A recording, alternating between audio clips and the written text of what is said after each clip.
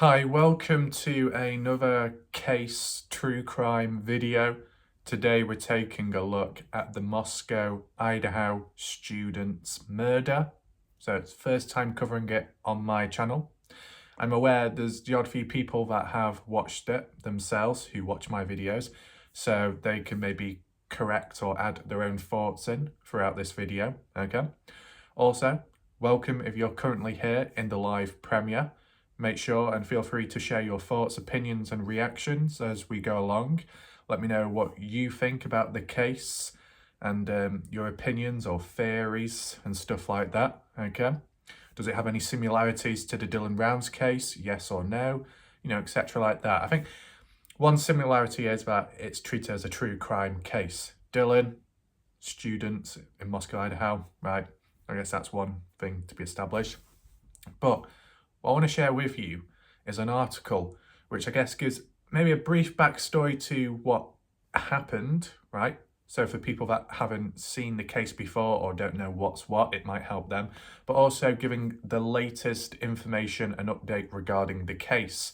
And in terms of it being up to date, it even gave a live feed, an actual live feed of new developments, you know, breaking through.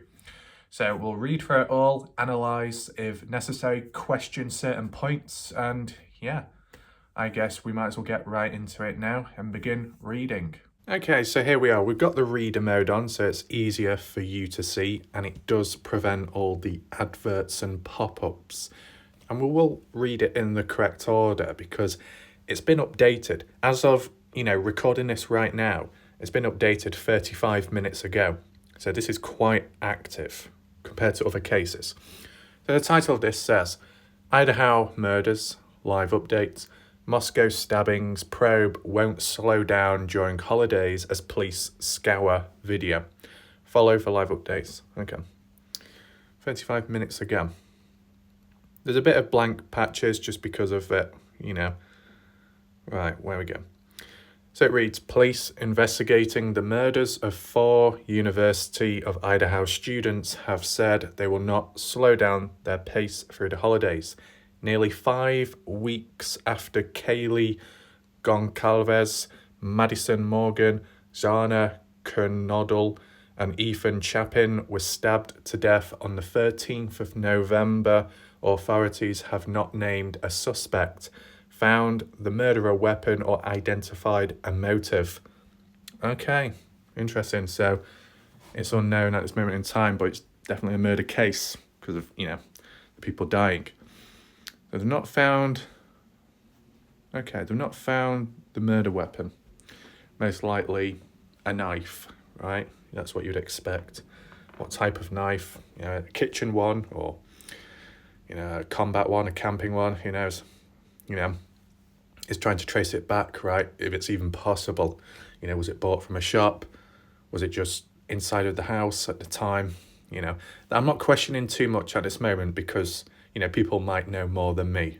So there's no point questioning at this moment in time, right? Let's go down. In a Friday update, Moscow Police Chief James Ferrari said investigators will continue to follow leads for the rest of the year, adding that students going home for winter break is not expected to affect the pace of the probe. The update followed reports that police scoured a 24-mile radius for surveillance videos from the hours preceding the killings and afterwards. Now, as for CCTV, I'm sure I saw some CCTV footage, right? 2 lots. Or one of them was just like a normal video. And it was on Zavgirl's channel. I think Zavgirl was trying to do some comparison of an angle of the camera and matching it with the background of another photo of some buildings. I don't know if it was of the crime scene or of a different place, but I just remember it vaguely. Do any of you know? And when she was trying to compare the camera angle, I think it was like from a GoPro, everything looked rounded, right? Kind of like that field of view. So you had to kind of like estimate how certain objects would be higher above than other objects because of taking into account the roundedness of the lens, right? And then previously, before that, I'm sure I saw it on TikTok, there was like CCTV footage of, I guess, two of the, people that were killed beforehand. And they were with a group of other people on like a street corner. Is that correct? I might be getting mixed up with another case, but I'm sure I saw it. And the two women, was it two women? Well, it was in the CCTV footage, walked off. And people were leaving comments saying, oh, it's a shame about that guy that didn't tell them to stay or something. I don't know if that is related or not, but I just remember seeing it around the time of November, so maybe. Anyway. The update followed reports about police. Yeah, we saw that. Among the videos retrieved, purportedly showed a white Hyundai Elantra near the home on the night of the killings. Police have spent more than a week searching for the car's occupant or occupants, who they said may have critical information on the case. I mean, yeah, either witnesses or the people directly involved, either one. Investigators are sorting through 22,000 registered 2011 to 2013 Hyundai Elantras, similar to the one seen on the footage. Right, now, it says like 35 minutes ago, and then it gives quite a bit of detail. But what we're going to do, we're going to scroll all the way down to the bottom, just because the older information is at the bottom. So we might as well do it in the correct order, right? How it's developed. So, 5 hours ago, Moscow store manager says Idaho murder victim shared fears about potential stalker. A store manager in Moscow, Idaho, has said that Kaylee Goncalves voiced fears about a potential stalker before she and 3 other students were killed. Interesting. The man told news station that Goncalves and Madison Mogan had visited his business about 3 weeks before they were killed, along with fellow University of Idaho students Xana Canoodle and Ethan Chapin inside the young woman's off-campus rental home on 13th of November. Okay, interesting. A stalker. Now, what type of stalker? Like an online stalker? A stalker who might have been trying to get into a relationship with Kaylee, maybe, but got rejected and took it the wrong way and became obsessed. It's just trying to establish that motive, right? Not saying that this direct stalker is responsible for the outcome, but it's one avenue to look at, right? And, it could fill in that blank spot, the blank spot about what's the motive, right? A stalker, someone who's become obsessed, maybe over-attached. Things didn't go to plan for them in their mindset, but they're not taking no for an answer. And, they can't get what they want. They end up turning nasty, physical. It's happened before in many other cases in the past. So there's a possibility it happened here, right? But, yeah, it did say potential stalker, right? Not saying 100%, but a potential stalker. Got to take that in mind with the language, okay? Bear in mind, if for whatever reason throughout this article there is misinformation, make sure to, leave your comments down below if it needs to be corrected. Take in mind, I've not typed this up, right? So if there is any issues, feel free to, clear it up down below so there's no confusion. What do you have here? 4 hours ago. Unsolved deaths are prompting rumours, Idaho State Police trooper says. Online forums with thousands of members are full of people speculating about possible motives, doxing the victim's friends and acquaintances, and even outright labelling some people as murderers. Okay. Interesting. Thousands of members online. Which forums are these? Do any of you in the chat know of them? Is it typical Reddit? Is it 4chan? Is it some other... I think there was one called Lipstick Alley. Sounds like a prostitution thing, but no, I think it was just like a place where just people gather and share their thoughts about cases and mysteries, because I covered it with Kenny Veach on there once. Do you know of these forums? Are you involved in any of them? Have you seen this level of behaviour? I mean, You can understand there'll be a lot of speculating if it's not been solved yet. That's what people naturally do. But in your own opinion, I'll do a poll right now.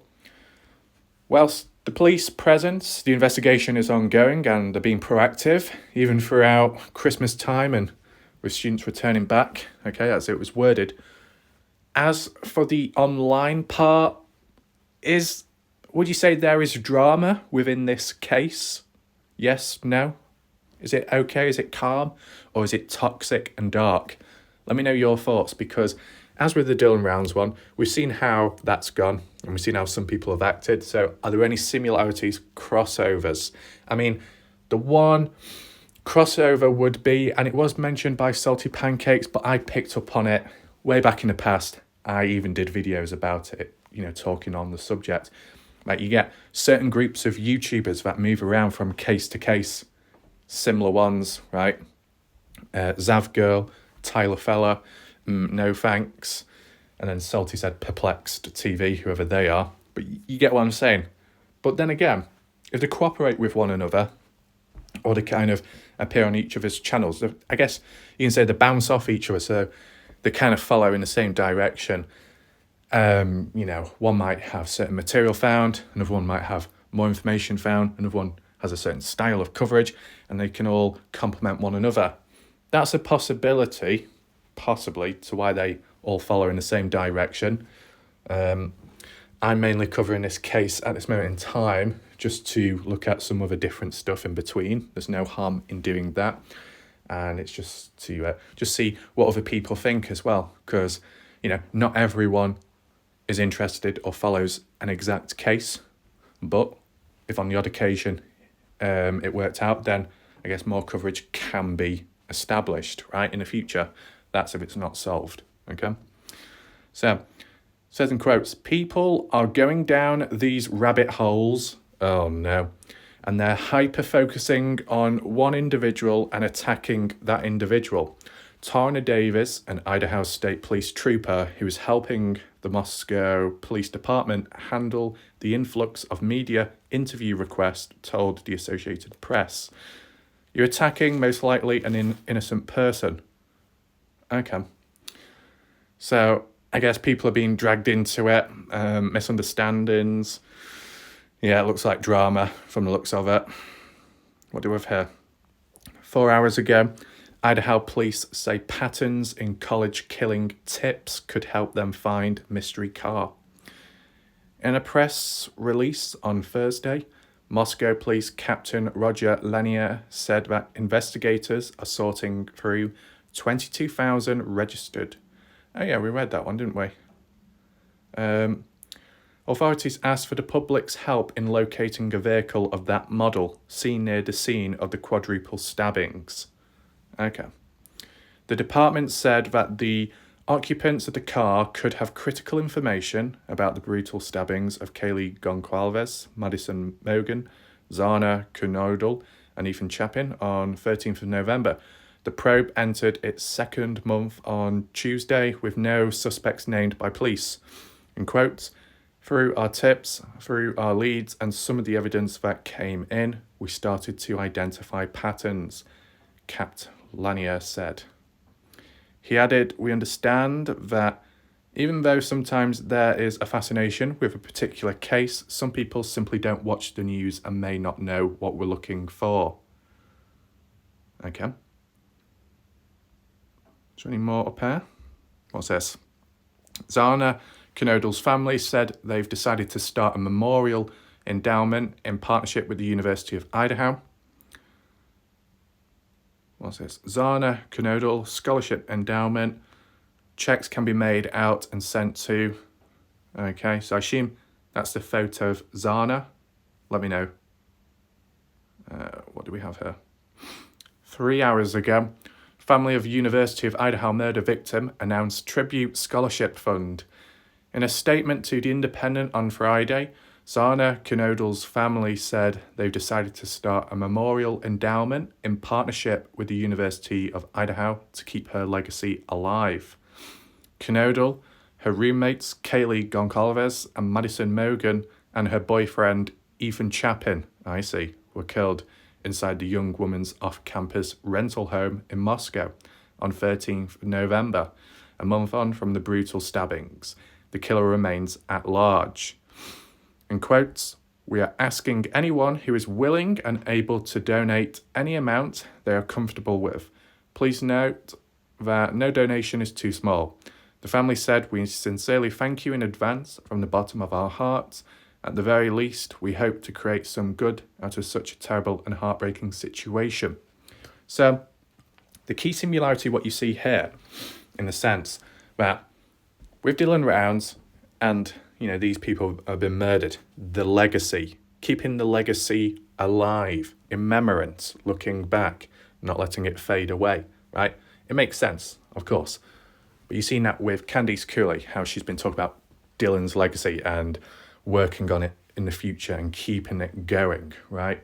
I don't know if Candice Cooley in any way would, assist in this case with some of the families. I don't think so, because the police seem to be proactive from the way it's worded on here. I could be wrong, but that's how it seems to be. It looks like there's more competence, right? There's more action. Yeah. What else was there that was interesting? The bit where it says off-campus rental home in Moscow. So what? They live in a rental home in Moscow and it's off campus, but likely you might be able to live on campus as well, right? So I guess one thing you could do is, when looking at patterns or trying to establish some kind of connection, has there been any other cases of people getting hurt in the area within the last 4 to 6 months? Is it a regular occurrence? Is the crime rate high in the area? I mean, maybe people have already checked themselves, but I could check at some point if possible. I could look at the crime statistics if it's available. I could even do like a map analysis of the location of this scene if possible, just so you can see what it looks like visually on the maps. Maybe even go back in time if that could help, There's little things we can take a look at, but I think it's just worth grounding ourselves first of all. I do understand that some of the people watching right now will obviously know more than me. I don't doubt that. Okay. Let's carry on up here. What's this one? 3 hours ago, investigators continued to review massive amounts of surveillance footage.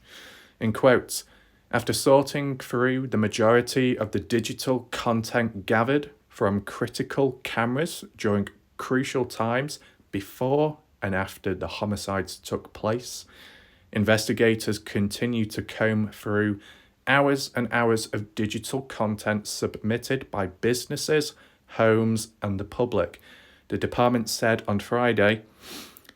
The department also asked the public for additional help in searching for a white 2011-2013 Hyundai Elantra, in the immediate area of King Road residence during the early hours of 13th of November.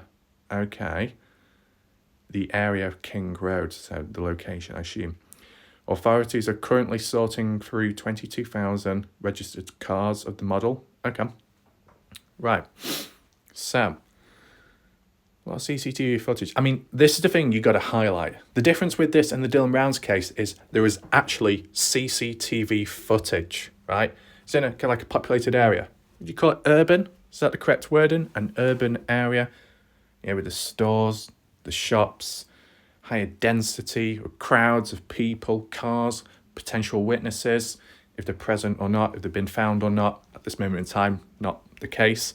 But there is more opportunity here in comparison to Dylan Rounds. Dylan Rounds in the middle of the desert, no cameras whatsoever. You see how rough it is.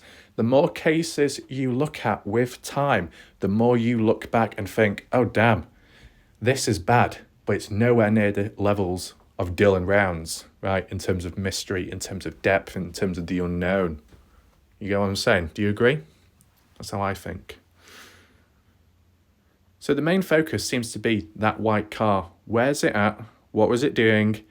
Was anyone inside of it at the time? And when did it exactly happen? Right. Next one. Here we go. 2 hours ago. Still no updates on DNA results returned to investigators.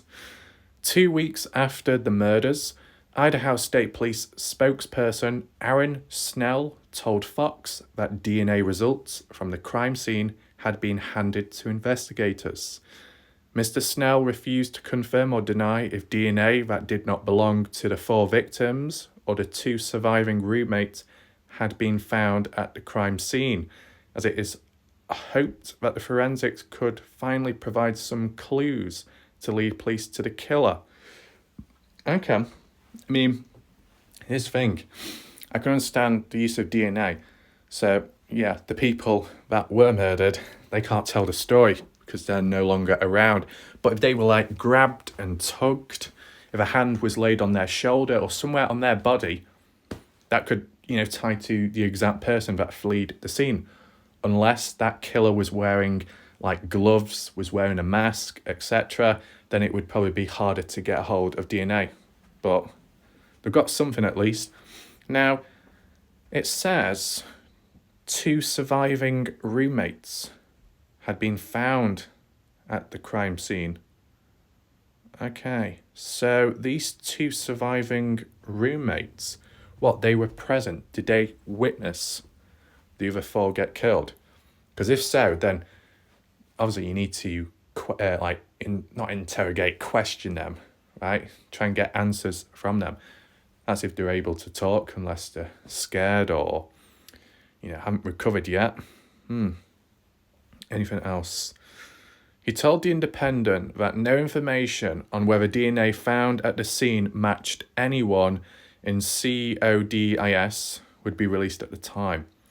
It is not clear if the killer left their DNA at the crime scene, with officials believing the attack was targeted. Good time with that stalker motive. It is possible that the perpetrator could have visited the home before that night. Wow. On 29th of November, Latah County Prosecutor Bill Thompson, appeared to cast doubt on the belief that all 4 victims were found in their beds. Doubting that, okay. In an interview with News Nation, he refused to confirm the exact locations where the victims' bodies were found inside the student home, saying such information might only be known by the killer. In quotes, as the victims who are deceased, I can't say for sure, in brackets, where they were found, and that would be one of the details that investigators would want to protect, as very few people would know the exact locations of the victims in the house, he said. Mr. Thompson also said that he didn't know if the victims' bedroom doors were left locked. Okay. Police have revealed that 2 of the victims were found on the 2nd floor and the other 2 on the 3rd floor, but have not confirmed who was where. Speaking to Fox News Digital on the 30th of November, Idaho State Police Communications Director Aaron Snell revealed investigators are wrapping up their search at the crime scene despite the lack of progress. Right. So there's quite a bit to process there. So 2 of the victims were on 1 floor, the other 2 were on the 2nd. Was that? No, 2nd floor. Okay. So 2 were on the 2nd floor, the other 2 were on the 3rd floor. So is there a reason for that? Like, if, let's just say they were in their bedrooms, even though it's not quite been confirmed here and there's been doubt displayed by some of the police, I kind of get it, right?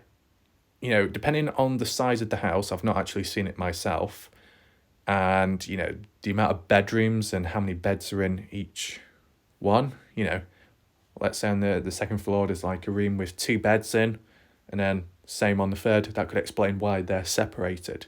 And, if there was no, attempt to flee, to escape, it might have been done kind of like in a covert way. So if they were in bed sleeping and whoever slipped in and, silenced them in that way and took them out. But as said, it's not really been given the exact details, at least here. So I don't exactly know for sure. Now, okay, well, it's saying 2 were on the second and the other 2 were on the third. What about the other 2 people, the remaining ones that survived? What were they on, the 4th floor, the 1st floor? Where were they at? It doesn't seem to say from the looks of it. Going on about the doors, were they locked or not? I mean, what was the key part? What stood out to me? Let's see. Where does it say?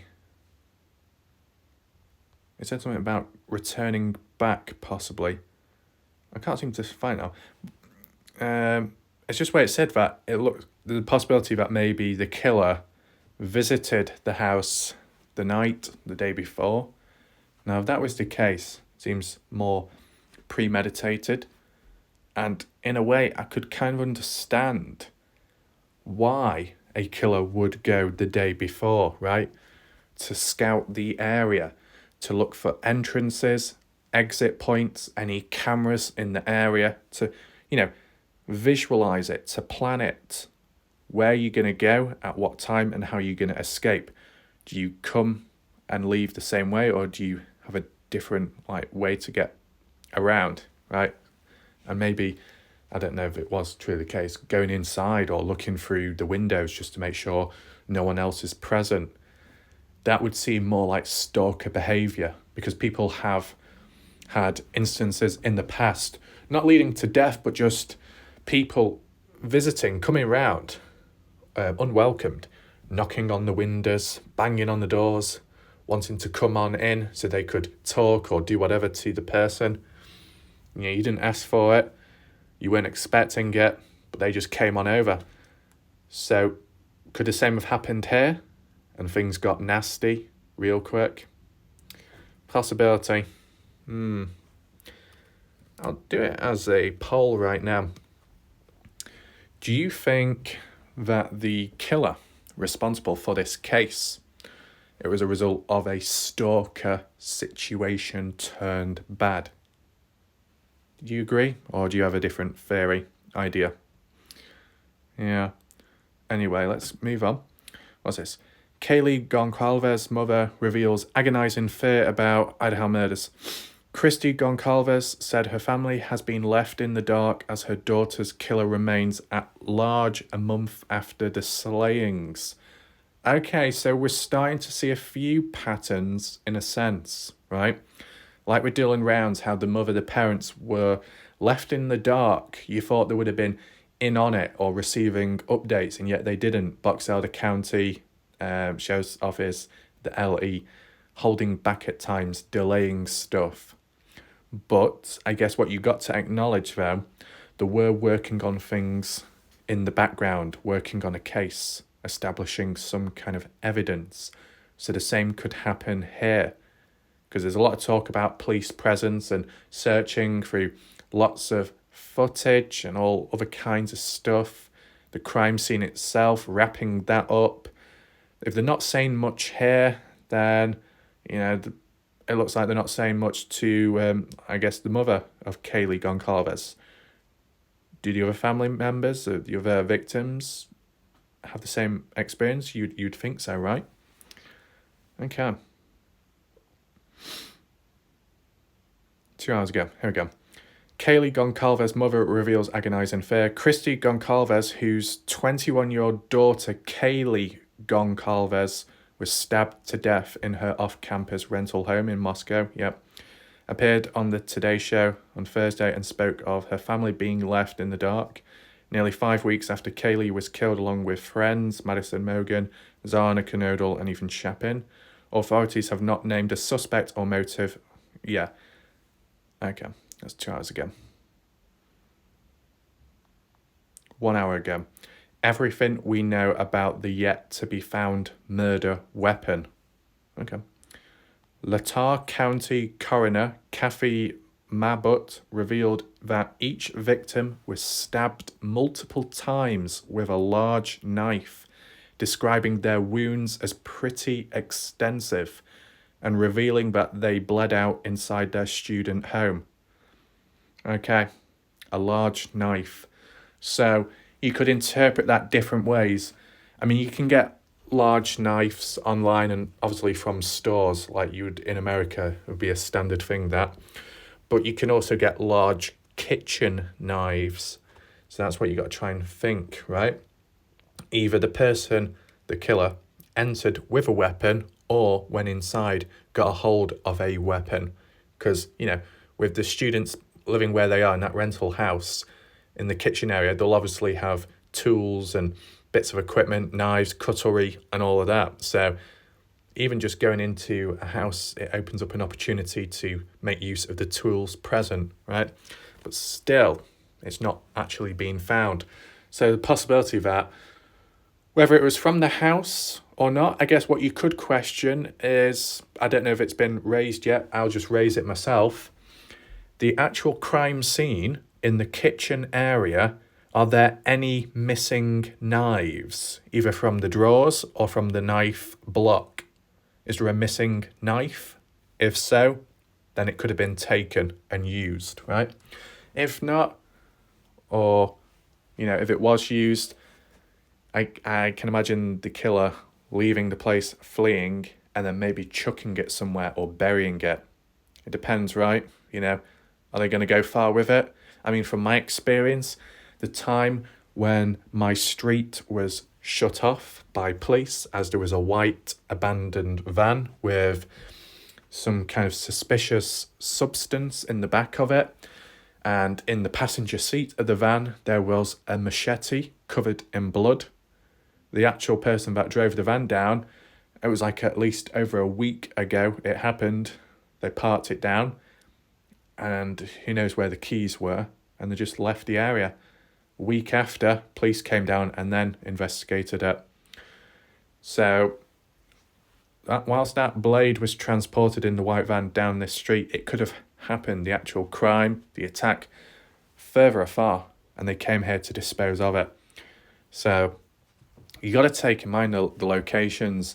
Is it a commuter? Is it a marauder? A marauder, close together, sets of crimes, murders. Commuter, spread apart from town, city to city, right? Trying to establish the patterns there, if that's ever possible in a case like this.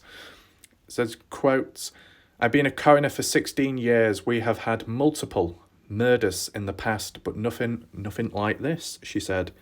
Police have now revealed that they believe the murder weapon was a fixed blade knife and confirmed that they had visited local stores to inquire about any recent purchases.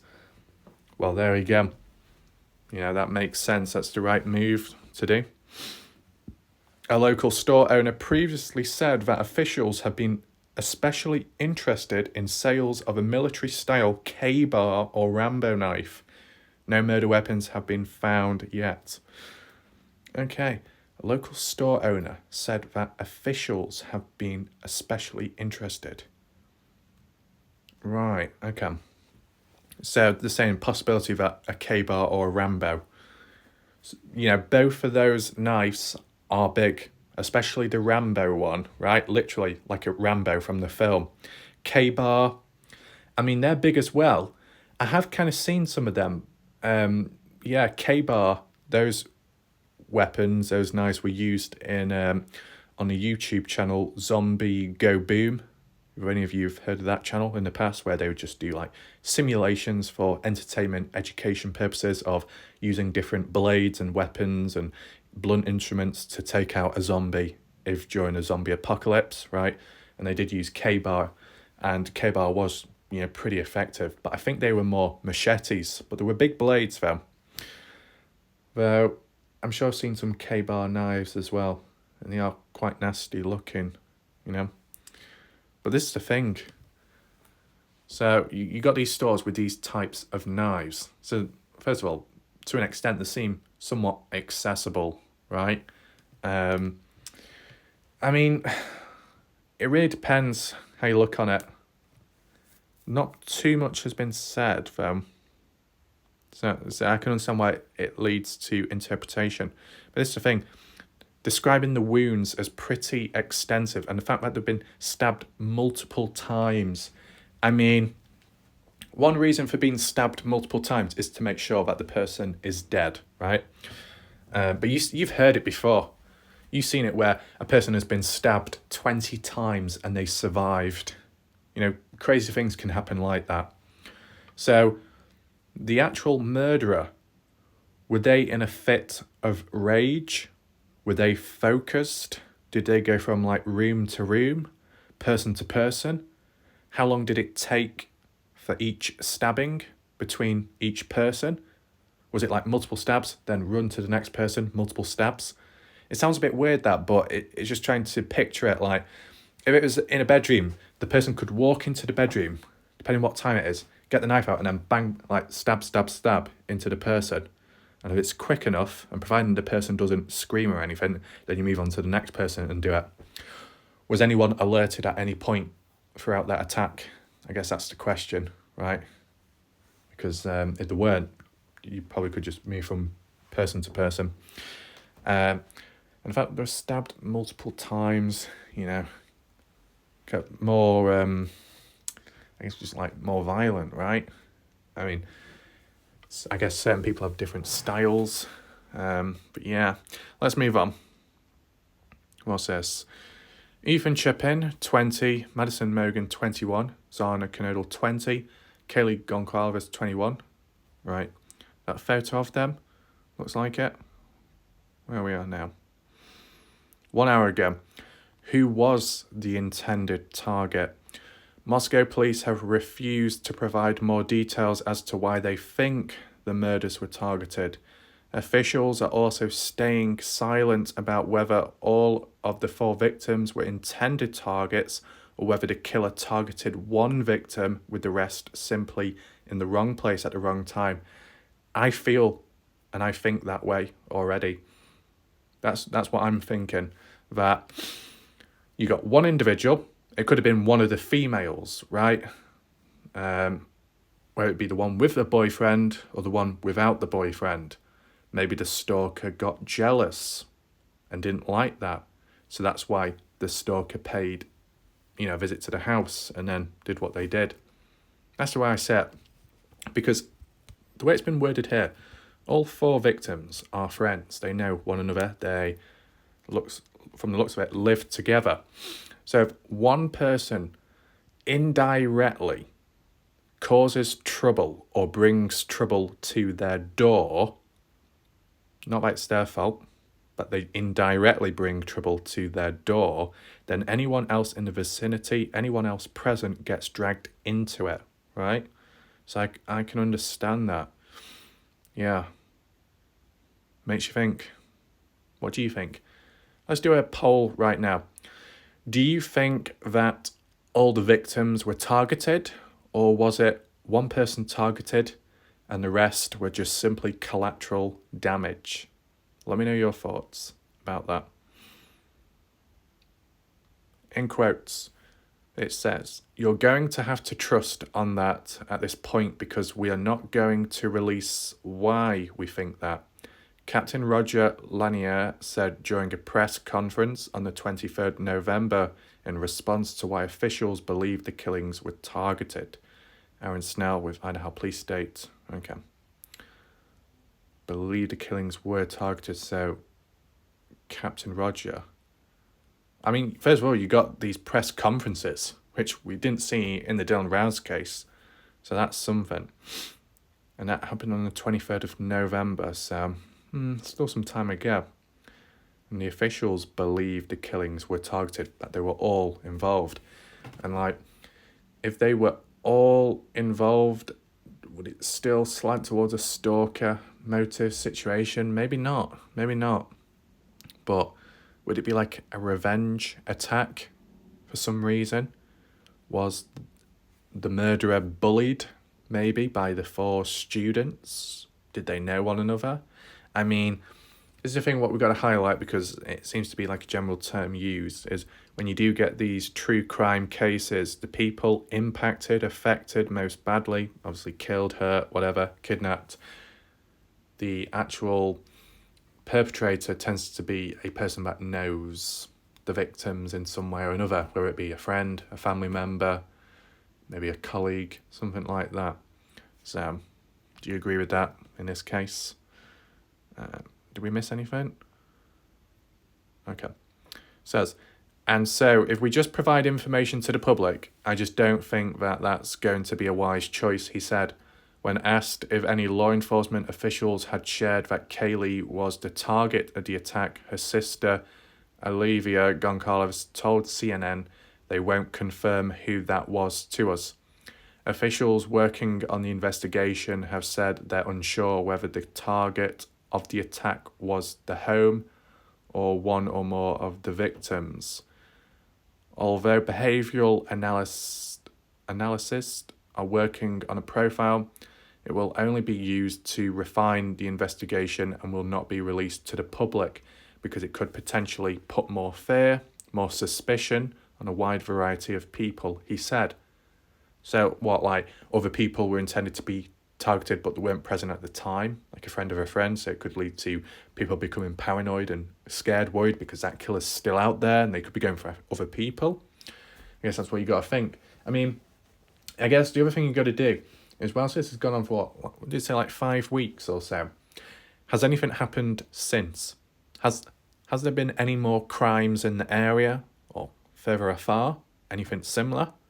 Or is it just a one-time attack? I guess that's what you got to look at, because whoever's responsible, I guess they're on the run, unless they're just simply laying low. Do they live in the area? Are they from the university? What age are they? Sure, it's unknown at this moment in time, but, you know, maybe as one bit of information is revealed at a point, it will tie on to something else, followed by additional points. But I can understand from the different angles and perspectives that police can't reveal too much because they've got to have a certain procedure, right? They don't want to ruin evidence or ruin the case whilst in the early days of building it.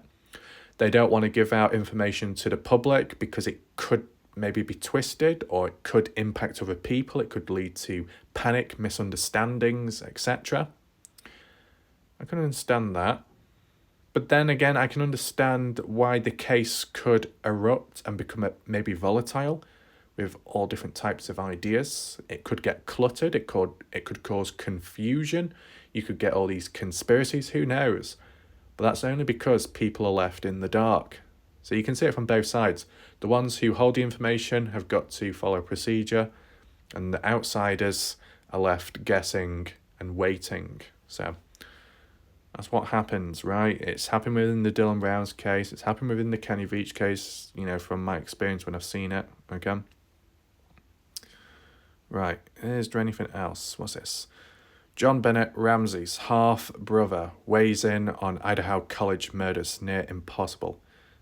Andrew Ramsey commended the Moscow Police Department for having requested immediate help from the FBI and Idaho State Police. So, it has been Idaho, right? Not too far from Utah, first of all. Idaho, roughly speaking, where the some of the Dylan Brown's family members are at, the grandparents. So, interesting. And as well, I believe somewhere in Idaho, that's where Susan Veach was at one point in the past when she left a comment recently about hearing about Kenny going missing for the first time way back then, 2014. So it's weird how, although the cases aren't directly related, there's similarities between them in terms of actual distance and states, right? Yeah. There's the photo. I guess the guy on the right is Chapin. Okay. I mean, this is the other thing what you got to look at. The majority are females here, the victims, the ones that have been killed from the looks of it, right? Am I correct in saying that? Looks like it. Most of them are females. So could you start assuming that the killer was a male? Because I know people can start saying, yeah, well, most of the physical crimes are by males, etc., etc. But, you know, a certain motive, right? That's what I'm just trying to visualize in my head. Possible male, the killer, targeting females more, maybe. There's a darker reason behind it. You know what I'm saying? I'm talking loosely because there's no point going all in on something. Because as it's been worded somewhere down here, the rabbit hole and people coming out with all kinds of wild stuff. But yeah, in the early days of looking at this, I'm starting to see certain things, certain possibilities, right? What do we have up here? 35 minutes ago. Very recent. John Burnett, Ramsey's half-brother, weighs in on the murder. Andrew Ramsey, whose 6-year-old half-sister's 1996 killing made national headlines and remains unsolved to this day, theorized in an interview with Fox News about Moscow police, the lead agency handling the quadruple stabbings is dealing with a violent psychopath who has no known relationship with the victim. Investigators have not divulged whether they believe the perpetrator in the 13th November slayings of Kaylee knew the victim or not. Nearly 5 weeks after the stabbings, no suspects have been identified. Okay, let me just reread that. John Burnett, Ramsey's half-brother, weighs in. Andrew Ramsey, whose 6-year-old half-sisters. I don't understand how that's worded. Theorised an interview. Dealing with a violent psychopath. I mean, it would make sense about, the violent nature in terms of the multiple stabbings on the victims, first of all. Psychopath. I mean, what made them a psychopath in the first place? That's like the backstory to the backstory, right? Trying to figure out why they did what they did. That's if you even find the person. A few more updates are showing up. Slightly older, because it's 52 minutes ago, whereas the one said 34 minutes ago, but they didn't seem to show up on the reader mode, which was odd, so I'll just read them out right now. Apologies about that. It says, the parents of murdered Idaho students beg for answers. Kaylee was one of the 4 students knifed to death at their off-campus home in the city in the early hours of 13th of November. Okay, so that's establishing the time, the early hours of the morning, right? I mean, we've been early hours. Most people might be in bed, right? If it's literally early hours before going to work or school or whatever, right? So you probably get less witnesses at that time, I guess. It says in quotes, "We just want this person found so bad." Kaylee's mother, Christy, told ABC News on Wednesday, "Where are you? Who are you?" Kaylee, her best friend Madison, roommate Zana, and Canoodle's boyfriend Ethan were all stabbed to death. "This person went in very methodical," added Miss Goncalves said. "I think he really thought it out. I think he was quick. I think it was quiet, and he got in and he got out." So from the way the mother has interpreted it, it's exactly how I worded it myself earlier on in this video. And tying it in with the possibility that that individual went there the day before to scout out the area, to understand the best route in and out, so it's as efficient as possible, so there's not much trace left behind, etc. Does make you think, doesn't it? Right? Yeah. And, if you just so happen to know these people, these victims, like I'm talking from the killer's perspective, then that killer might know the strengths and weaknesses of these people at that time. As well, like, if you know someone, let's just say, then, you know what to do and what not to do, right? Whereas if you have no clue who a person is, you don't know if they're strong, if they know self-defense, if they're alert or what. Are they strong? Are they weak? Are they tall, short? Just a point to take note of. Was there anything else? There's a photo of them once again. Yeah, okay. What's this one? 24 minutes ago. Sorority sets up memorial angel tree for sisters killed. Pi Beta PHI has set up a memorial angel tree outside the sorority house on Greek Row in Moscow in honor of the sorority sisters killed in the 13th November knife attack. Madison Mogan, Zana Canodal belonged to the Pi Beta Phi sorority. Since 5th December, the sorority has been encouraging people to add a memorial angel to a dedicated tree on the porch of the house. We have started a memorial angel tree to honour those that we have lost. Anyone who would like to is welcome to add an angel to the tree, and we encourage everyone to participate. The sorority posted on Instagram. The tree is located at the PV on our front step. Stop by any time to add an angel if you would like to still participate, but not in the local area. You're welcome to mail an angel and we can add it for you. So you're starting to see similarities once again, like a memorial, some kind of remembrance to honour the victims. In this case, it's an angel. In the Dylan Rouse case, it was like a sunflower, because it was to do with farming. So that is interesting, that. And there's the tree on the porch. You got a few angels already on it. Yeah, I see. Is that it? Looks like it for now.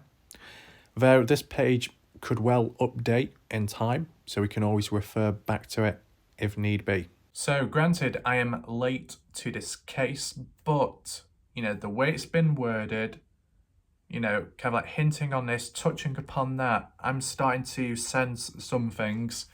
I guess I could put it together in time if possible. I feel that the next step when looking at this case, whether it be to add on or to reflect back so I can, keep up with it and understand, is to try and look at a timeline if it's possible, whether it be an in-depth one or a rough one, like on a website, an article, somewhere to, understand more about it. And then I feel it's a good time to then proceed on with the map analysis. I'm aware that possibly some channels have actually looked at blueprints of the house and the rooms and tried mapping it out, saying this person may have been here, whereas that person was there, and this is how the killer walked on in. Sounds very practical and interesting to look at. But one thing to acknowledge, the resources and the material. Is it available, first of all? Is the location of the crime scene available? I mean, it'll be much appreciated if anyone knows the coordinates or the exact location of this crime scene. Feel free to list it down below, and then I'll be able to do a map analysis. And I feel the map analysis can definitely help, not in just making sense of the case overall, but kind of getting me up to date with stuff, right? To look at it visually. Some people read through the information, that works. Other people look at it visually. We can combine both together with time, if possible, right? So there is different possibilities of how to look at it. Bear in mind, one may question this and that, and it might have been answered, but if the person has just come on in, they're not going to know. So you got to take that into mind. Just like with the Kenny Veach case, even to this day, when people do come on in and say this or say that, and it's already been cleared up, I just simply say, hi, yes, here's a link which explains it, and that's it. No need to start whinging or whining, right? We will see if there's any resistance. It would not surprise me. Let's take in mind that the way it was worded on that article, you've got thousands of people on supposed forums. So if someone like me came into the case and covered it extensively, I don't know if that's possible yet because of the Dylan Rounds case and Christmas time, but one of those things, if it dragged on and it reached a bit of a dead end and I came in and did the videos I could do, providing there is material to cover and it's somewhat valid, and I had the stamina and it was right place, right time, and I was do video, that's when the resistance will kick in. So before it's even happened, there is definitely a chance we're going to get resistance, we're going to get rats, we're going to get fake accounts, we're going to get threats, we're going to get warnings, it's all going to go down to shit, right? That's if the case continues and I was able to cover it for a long time. That's what triggers people when you cover something for so long, because maybe people don't want it, But I'll tell you something, and it is somewhat of a positive. People could say, yeah, what about this case? And what about that case? What about a case in the UK? If you think about it, if these cases are supposedly so dark and there is some dark resistance and forces out there. Is it honestly practical to be covering them if they're in your country when it could endanger your own life? No. Whereas if you do it overseas, you can still cover it, you can still keep the case alive, you can cooperate and complement one another and other people out there, such as boots on ground, let's say, in a general case, and it can still work, and you yourself are somewhat safer. It's very practical, isn't it? Because as described by people who are boots on ground, who are doing the physical work in cases, they're the ones that receive all of the, fire and all of the resistance and threats, and it's worse for them, and it should be highlighted. But they can't do much about it because they're in that area, they're from there. So I'm starting to understand the practicalities of certain stuff, right? So if you have any additional points to do with this case, or if you want the case to be further looked at down the line, if it's still possible, take that in mind, then just list it down below. If you've got any other questions, any opinions, theories, ideas, motives, locations, coordinates, make sure to list it down below. This video was more of just trying to get involved with the case to try and understand it. Arguably in the deep end, right? You just suddenly, this is the first day. This is my first day looking at the case. I've not seen or heard anything beforehand. So literally in the deep end. We'll see how things go. I'm aware Candice Cooley interview needs to be looked at. I'll try and do that when there's time and when I can focus. So not forgetting about that. Some people are saying that the Dylan Brown's case has dried up. I mean, kind of, but at the same time, it hasn't really. It's just that a certain pattern has been established, that for a month or two, it'll be dead silence. In between, you'll get the odd few discussion videos, the odd bit of drama, and then the other people doing the searches. And then at a certain checkpoint, you get an interview, or you get like a brief update, then followed by an interview down the line, and then it goes quiet again, and then repeat. That's how it's been for most part of it, okay? I still have a couple of videos to do of the case, so it's not exactly dried up, but, if you want to cover them somewhat efficiently, you need to be in the correct mood, and if you're not in the correct mood, then you're not going to do it justice. So you leave it aside, but you try and cover something else. It's kind of like when you get competitive eaters. When you get competitive eaters and they're eating the same thing over and over again, it can get very repetitive. It can become hard. But then if you suddenly, like if you're eating lots of pancakes and then suddenly you start eating a bit of bacon or some chips, just to change the flavour, change that cycle so it's not monotone, it's not repetitive. You break it up, you break up the taste buds, it entices you, it encourages you again to continue eating. So it's like that with mystery cases, right? Hopefully that makes sense. Who knows if there'll be wild conspiracies about Warlight Ref transitioning onto the Moscow, Idaho case, you know how some people are. But I'm still focusing, the main highlight is Dylan Brown's, okay? And then eventually Kenny Veach returning back to that. Like, it's good to have a few different cases which are long term, so you can rotate, bounce off from case to case wherever there's like new information to cover. But if you've got something like 10, 20 different cases, that's where it gets too cluttered. So, whilst not in a positive way, because it's not good, these bad things and people going missing is happening. It's not good, but I guess to some viewers, it's a good thing that there's lots of stuff to cover. But at the same time, it's still best to retain quality over quantity. So like information provided, clear detailed points, interesting theories, observations made, and not for it to be like 20, 30 different cases thrown left, right and centre, because then no one can really follow it or connect or learn properly, right? It becomes too wishy-washy all over the place and it gets too confusing, and we don't want that. I'll try and keep to the same pattern how I have done for the past 2 to 3 years when covering the cases and mysteries, okay? So yeah, I think we'll leave it there for now. We'll see what happens next, of course. If there is some kind of breaking news, or if there's a certain like point you want me to cover or regarding Dylan Brown's, I'll try and do so, okay? So I'll see you next time. Thanks for watching. Goodbye and good night for now.